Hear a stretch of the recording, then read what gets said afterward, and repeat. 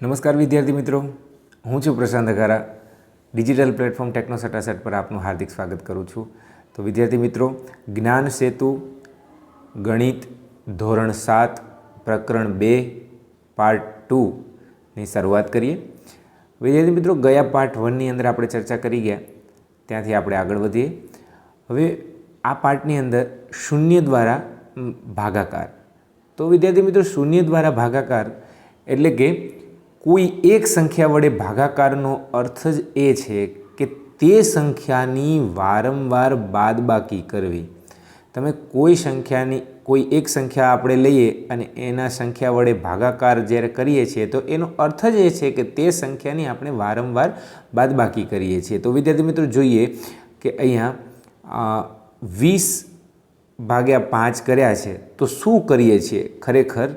તો કે 20/5નો મતલબ થાય કે આપણે જ્યારે હવે વારંવાર બાદબાકી કરશું ત્યારે આપણને એનો જવાબ ચોક્કસ આપણને મળી જશે. જો પહેલી વાર હું અહીંયા બાદબાકી કરીએ આપણે એટલે કે 20 - 5 એટલે આપણને 15 મળે. હવે વળી પાછી બીજી વાર જ્યારે બાદબાકી કરીએ 15 - 5 એટલે આપણને 10 મળે. એ જ રીતે આપણે આગળ વધતા જઈએ અને જે આપણને 10 મળ્યા છે, 10માંથી આપણે 5 બાદ કરીએ એટલે આપણને 5 મળે અને 5માંથી 5 બાદ કરીએ એટલે આપણને 0 મળે. તો એનો મતલબ વિદ્યાર્થી મિત્રો, આપણે જે બાદબાકી કરી કેટલી વખત અહીંયા કરી? તો કે આપણે જે બાદબાકી કરી 0 સુધી પહોંચવા માટે, કે 0 સુધી પહોંચવા માટે બાદબાકી 4 વખત કરી છે. એનો મતલબ એ થયો કે જે વારંવાર આપણે કે 4 વખત જે આપણે બાદબાકીનું પુનરાવર્તન કર્યું એટલે કે 20/5 એટલે જવાબ આપણને મળે છે 4. ત્યારે આપણને 0 પરિણામ મળે છે. તો આ રીતે વિદ્યાર્થી મિત્રો, તમે પણ 21/3 છે તો એને તમે વારંવાર બાદબાકી કરી અને નક્કી કરી શકો કે કેટલી વખત આપણે બાદબાકી કરી તો તમને જવાબ ચોક્કસ. ધારો કે તમે 21/3 માટે આ જ પદ્ધતિ અપનાવશો તો તમને અહીંયા જવાબમાં 7 મળશે. કેમ? તો કે આપણને ખબર છે કે 7 તરી 21 થાય, તો 7 વખત બાદબાકી કરીશું ત્યારે આપણને 0 જવાબ મળશે. તો વિદ્યાર્થી મિત્રો, આ રીતે આપણે પણ પ્રયત્ન કરી શકીએ છીએ. તો વિદ્યાર્થી મિત્રો, હવે આપણને એક અહીંયા એવું કહે છે કે 3 જો આપણે 0 કરીએ તો શું જવાબ મળે? તો કે 3/0 એટલે કે 3માંથી 0 બાદ કરીએ તો 3 મળે. 3માંથી વળી પાછું 0 બાદ કરીએ 3 મળે. તો કે આવી રીતે આપણે જેટલી વખત બાદ કરીશું તો જવાબ એકને એક જ મળે છે કે દરેક વખતે બાદબાકી કરતાં આપણને 3 જ મળે છે. તો આ પ્રક્રિયાનો ક્યારેય અંત આવવાનો નથી. આપણે તેથી 3/0ને વ્યાખ્યાયિત કરી શકતા નથી. એટલે કે પૂર્ણ સંખ્યાનો, વિદ્યાર્થી મિત્રો યાદ રાખવાનું છે કે પૂર્ણ સંખ્યાનો 0 વડે ભાગાકાર એ અવ્યાખ્યાયિત છે, એટલે કે વ્યાખ્યાયિત નથી. તો સરવાળા અને ગુણાકાર માટે હવે આપણે જોઈએ ક્રમનો ગુણધર્મ. તો વિદ્યાર્થી મિત્રો, ક્રમનો ગુણધર્મ છે એટલે કે 3 + 5 = 8. તો હવે જો આપણે 5 અને 3ની અહીંયા અદલાબદલી કરીએ, 5 અને 3ની અદલાબદલી કરી જોઈએ તો શું આપણને જવાબમાં મળે છે? તો પણ આપણને જવાબમાં તો 8 જ મળે છે. એવી રીતે આપણે જો 16 + 13 કરીએ તો આપણને જવાબ 29 મળે છે. અને જ્યારે આપણે આ 13 અને 16નો જ્યારે ક્રમ બદલીએ છીએ તો પણ જવાબમાં આપણને 29 જ મળે છે. તો આપણે અહીંયા કહી શકીએ કે કોઈ પણ બે જે પૂર્ણ સંખ્યાઓને કોઈ પણ ક્રમમાં ઉમેરવામાં આવે તો પરિણામ આપણને જે છે એ સરખું જ મળે છે. પરિણામમાં કોઈ ફેરફાર થતો નથી. તો બે પૂર્ણ સંખ્યાઓને કોઈ પણ ક્રમમાં ઉમેરી શકાય છે. તો આ માટે જો સરવાળા માટે ક્રમના ગુણધર્મનું અહીંયા પાલન થાય છે તો આને આપણે સરવાળાના ક્રમનો ગુણધર્મ કહીશું. હવે વિદ્યાર્થી મિત્રો, અહીંયા ગુણાકાર માટે જોઈએ કે 3 × 6 એટલે 6 તરી 18 જવાબ મળે છે. હવે જ્યારે આ બંનેનો ક્રમ આપણે ઉલટાવીએ છીએ 6 અને 3ને તો પણ જવાબ આપણને 18 જ મળે છે. બીજું ઉદાહરણ લઈએ, 15 × 12 તો આપણને 180 જવાબ મળે છે. બંનેનો ક્રમ ઉલટાવ્યો તો પણ આપણને 180 જવાબ મળે છે। આમ કોઈ પણ બે પૂર્ણ સંખ્યાઓને ગુણાકાર જે કરીએ તો કોઈ પણ ક્રમમાં કરવામાં આવે તો પરિણામ આપણને સરખું જ મળે છે। તો વિદ્યાર્થી મિત્રો આ પરથી કહી શકાય કે અહીંયા ગુણાકાર એટલે કે બે પૂર્ણ સંખ્યાનો ગુણાકાર કોઈ પણ ક્રમમાં કરી શકાય છે। તમે 3 ગુણ્યા 5 કરો કે 5 ગુણ્યા 3 કરો, જવાબ તો સરખો જ મળે। તો આને ગુણાકારના ક્રમનો ગુણધર્મ કહેવાય, એટલે કે ગુણાકાર માટે અહીંયા ક્રમના ગુણધર્મનું પાલન થાય છે। તો આમ પૂર્ણ સંખ્યાઓ એ સરવાળા અને ગુણાકાર માટે સમક્રમી છે। પરીક્ષામાં પૂછાઈ શકે વિદ્યાર્થી મિત્રો કે પૂર્ણ સંખ્યાઓ એ સરવાળા અને ગુણાકાર માટે સમક્રમી છે કે નહીં, હા કે ના? તો હા નામાં જ્યારે આપણે પૂછાય તો આપણે કહી શકીએ કે હા સમક્રમી છે। તો વિદ્યાર્થી મિત્રો હવે બાદબાકી માટે આપણે જોઈએ કે 9 ઓછા 4 તો જવાબમાં આપણને મળશે 5। અને હવે જ્યારે આપણે ક્રમ બદલીએ છીએ એટલે કે 4માંથી 9 બાદ કરીએ છીએ તો વિદ્યાર્થી મિત્રો આપણને ખબર છે કે નાની સંખ્યામાંથી મોટી સંખ્યા જ્યારે આપણે બાદ કરવાની થતી હોય ત્યારે આપણને જવાબ ઋણમાં મળતો હોય, અને ઋણમાં મળે તો પૂર્ણ સંખ્યામાં ઋણ છે એ આવતા નથી, એટલે કે ઋણ સંખ્યાનો સમાવેશ થતો નથી પૂર્ણમાં। તો આમ પૂર્ણ સંખ્યાઓ એ બાદબાકી માટે સમક્રમી નથી। તો વિદ્યાર્થી મિત્રો આ ખાસ યાદ રાખજો, સરવાળો અને ગુણાકાર એ સમક્રમી છે, બાદબાકી નથી।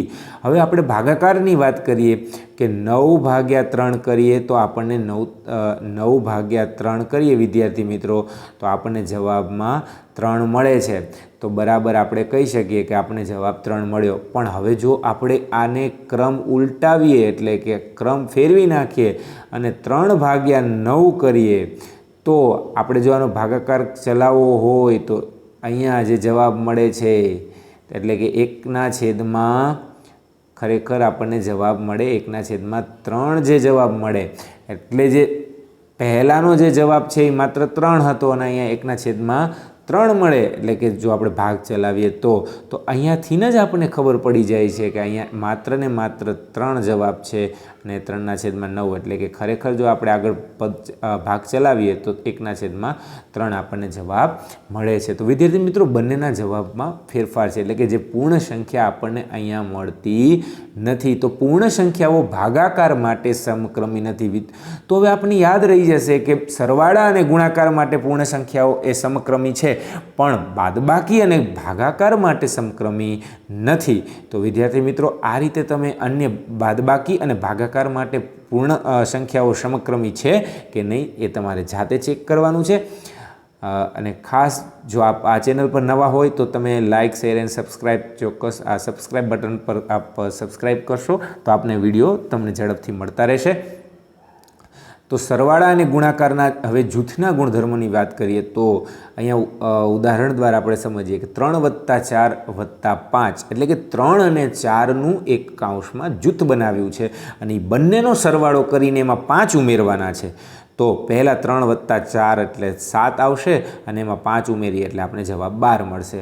હવે જો આપણે અહીંયા જૂથ બદલાવીએ એટલે કે 4 અને 5નું જૂથ કરીએ અને એની અંદર આપણે 3 ઉમેરીએ એટલે કે 3 + 4 ને 5નો સરવાળો એટલે 9 થાય અને 9માં 3 ઉમેરીએ એટલે 12 જવાબ આવે। તો અહીંયા જ્યારે આપણે સરવાળો કરીએ છીએ અને કોઈ પણ સંખ્યાનું બેનું જૂથ બનાવીએ છીએ તો જવાબ બંનેમાં આપણને સરખો જ મળે છે।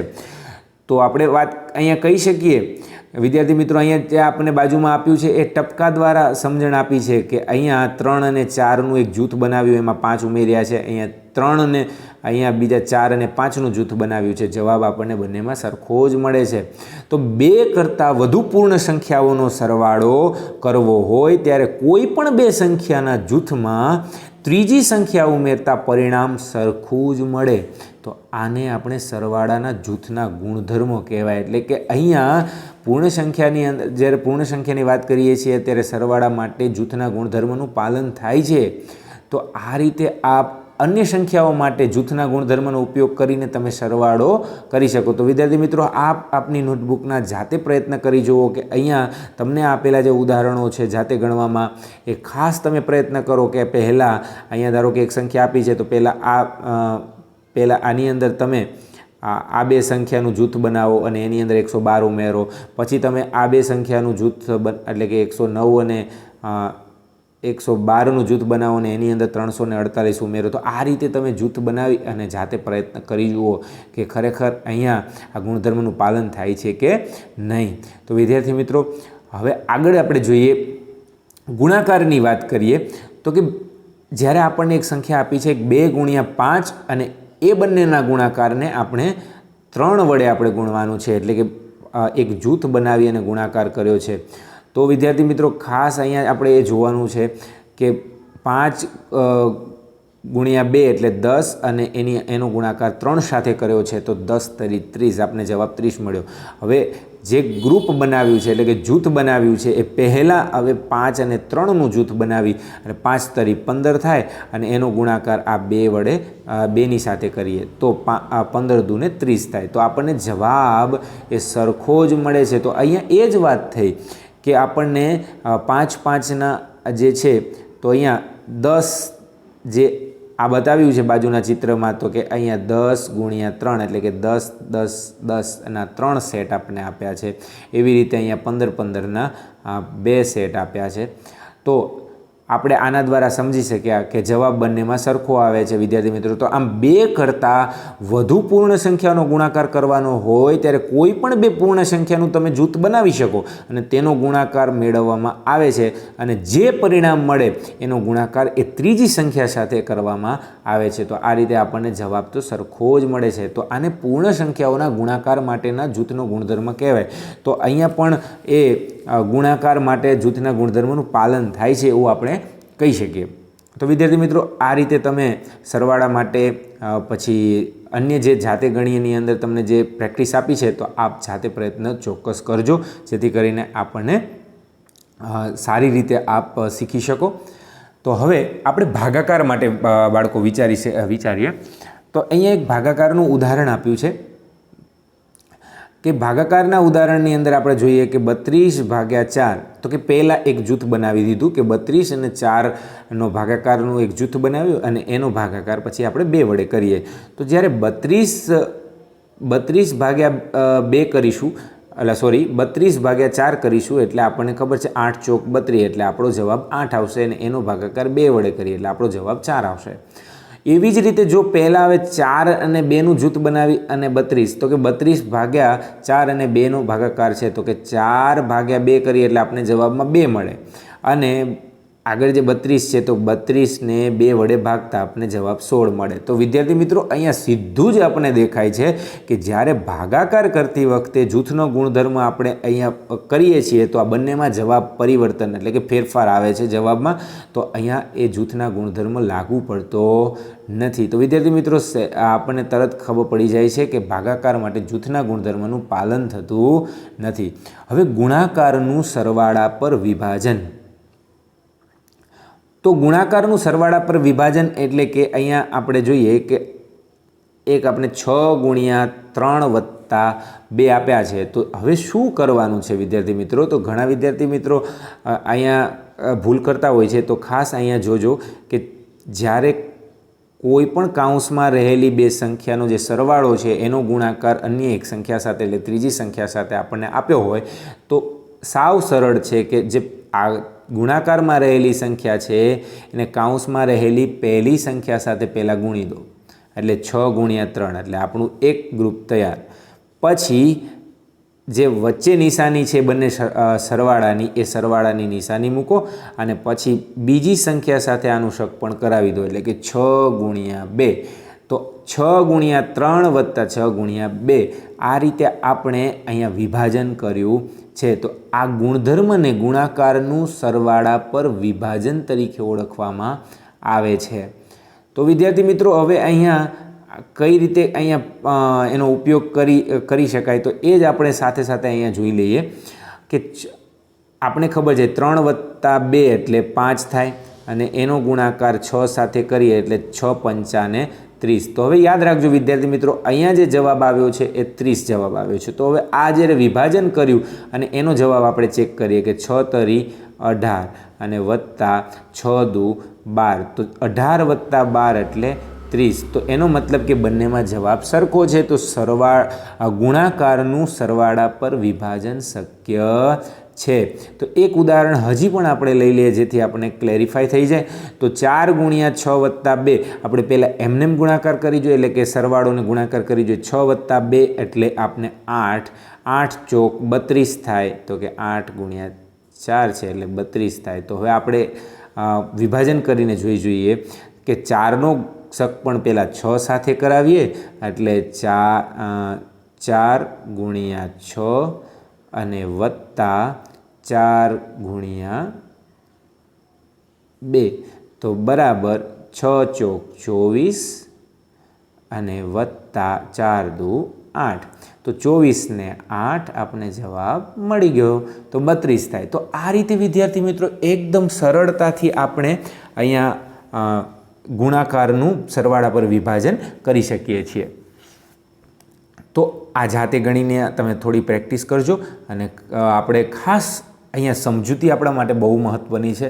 આપણે એક વખત સમજી લેશું તો આપણો પાયો ચોક્કસ મજબૂત બની જશે।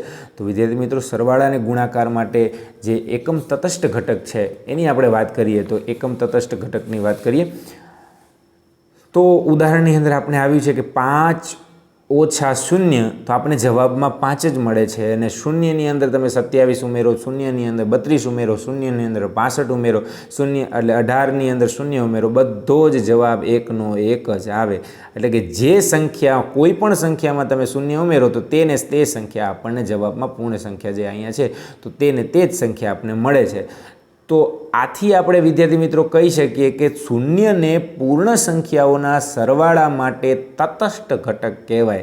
તો યાદ રાખજો, સરવાળા માટે તટસ્થ ઘટક કયો? તો શૂન્ય છે। તો હવે આપણે જોઈએ કે જો ગુણાકારની આપણે થોડી વાત કરીએ કે 5 ગુણ્યા 1 તો જવાબમાં આપણને 5 જ મળે છે, 18 ગુણ્યા 1 કરીએ તો આપણને જવાબમાં 18 જ મળે છે, અને 102 ગુણ્યા 1 કરીએ તો પણ આપણે જવાબમાં 102 જ મળે છે। તો આપણે કહી શકીએ કે કોઈ પણ સંખ્યાનો ગુણાકાર 1 સાથે કરીએ છીએ તો જવાબમાં તેને તે સંખ્યા મળે છે, પરિણામ સ્વરૂપે તે જ પૂર્ણ સંખ્યા મળે છે। તો આપણે કહી શકીએ કે પૂર્ણ સંખ્યાઓના ગુણાકાર માટે 1 એ તટસ્થ ઘટક છે। તો વિદ્યાર્થી મિત્રો, સરવાળા માટે 0 તટસ્થ ઘટક છે પૂર્ણ સંખ્યાઓના, અને પૂર્ણ સંખ્યાનો ગુણાકાર માટે 1 એ તટસ્થ ઘટક છે। તો આટલું ખાસ વિદ્યાર્થી મિત્રો આપણે યાદ રાખવાનું છે। અને જ્યારે આપણે અહીંયા જોશું તો પૂર્ણ સંખ્યાઓનું જે સ્વરૂપ છે એને આપણે હવે જોઈ લઈએ કે પૂર્ણ સંખ્યાઓની અભિવ્યક્તિ બિંદુઓની ચોક્કસ ગોઠવણી દ્વારા કરી શકાય છે। હવે એકદમ બહુ સરળ છે, એટલે આપણે થોડું ઝડપથી આપણે અહીંયા વિડીયો લાંબો ન થાય એટલા માટે આપણે જોઈ લઈએ કે પૂર્ણ સંખ્યાઓની અભિવ્યક્તિ બિંદુની ચોક્કસ ગોઠવણી દ્વારા કરી શકાય। ધારો કે અહીંયા રેખા સ્વરૂપે આપણે કોઈ બિંદુની ગોઠવણી કરવી હોય, આપણી પાસે 2 બિંદુઓ છે, તો 2 બિંદુઓને આપણે આ રીતે રેખા એની બનાવી શકીએ, એટલે કે રેખા સ્વરૂપે આપણે આ આડી હરોળમાં ગોઠવી શકીએ છીએ। 3 બિંદુ ગોઠવી શકીએ, 4 બિંદુ, 5 બિંદુ, આ રીતે આપણે ગોઠવી શકીએ। એટલે આપણે કહી શકીએ ખાલી એક બિંદુ હોય, કોઈ એક સંખ્યા આપે તો આપણે એને રેખા સ્વરૂપે દર્શાવી શકતા નથી। તો આપણે કહી શકીએ કે 2 થી વધુ મોટી કોઈ પણ પૂર્ણ સંખ્યાને આપણે રેખા સ્વરૂપે ગોઠવી શકીએ છીએ। હવે જો આપણે લંબચોરસ સ્વરૂપે વિદ્યાર્થી મિત્રો કહે તો લંબચોરસ સ્વરૂપે આપણે કહેવામાં આવે તો આપણે દર્શાવવું હોય તો હવે જો અહીંયા 6 છે દર્શાવ્યા છે, એટલે કે આવી રીતે આપણે આ લંબચોરસ સ્વરૂપે અહીંયા દર્શાવી શક્યા।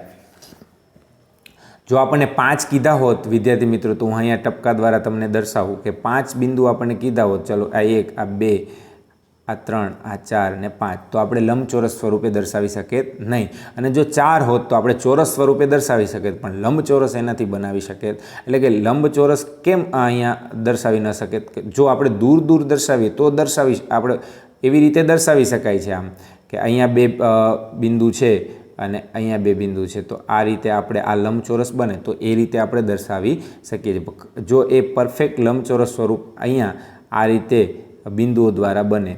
હવે એવી રીતે જો 7 હોય તો ન દર્શાવી શકાય, પણ 8 હોય તો આપણે દર્શાવી શકીએ છીએ। તો વિદ્યાર્થી મિત્રો, અહીંયા એવી જ રીતે ચોરસ સ્વરૂપે તો આપણે હમણાં જ કીધું કે ચોરસ સ્વરૂપે જો 4 બિંદુઓ હોય તો આપણે આ ચોરસ બનાવી શકાય છે। એવી રીતે જો 9 બિંદુઓ હોય એટલે કે સરખા 3 આડી હરોળમાં, એટલે કે 3 આડી 3 ઊભા, આ રીતે જો આપણે હોય તો આપણે આને ચોરસ સ્વરૂપે દર્શાવી શક્યા। હવે જો વિદ્યાર્થી મિત્રો 3 બિંદુઓ હોય તો એને આપણે આમ ત્રિકોણ સ્વરૂપે દર્શાવી શક્યા.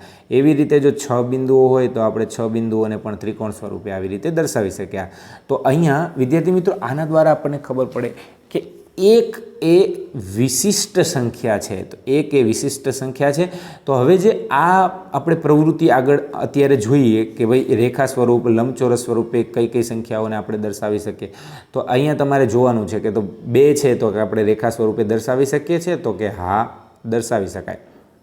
લંબચોરસ સ્વરૂપે દર્શાવી શકાય, તો કે ના, એના માટે તો આપણે વધારે બિંદુઓની જરૂર પડે. ત્રિકોણ સ્વરૂપે દર્શાવી શકાય, તો કે ના, એના માટે 3ની તો મિનિમમ એટલે કે 3ની જરૂર પડવાની છે, તો આપણે એને દર્શાવી શકીએ નહીં. ચોરસ સ્વરૂપે દર્શાવી શકાય, તો ના. તો આ રીતે તમે 3 ને 4 ને 5 ને જુદી જુદી સંખ્યાને તમે દર્શાવી શકો કે ન દર્શાવી શકો એ ખાસ આપણે સમજવાનું છે. જોજો, તમારી બુકમાં પહેલાં ટપકા કરજો, દોરજો અને પછી ચેક કરીને ખાસ સમજજો કે આ દર્શાવી શકાય કે ના દર્શાવી શકાય.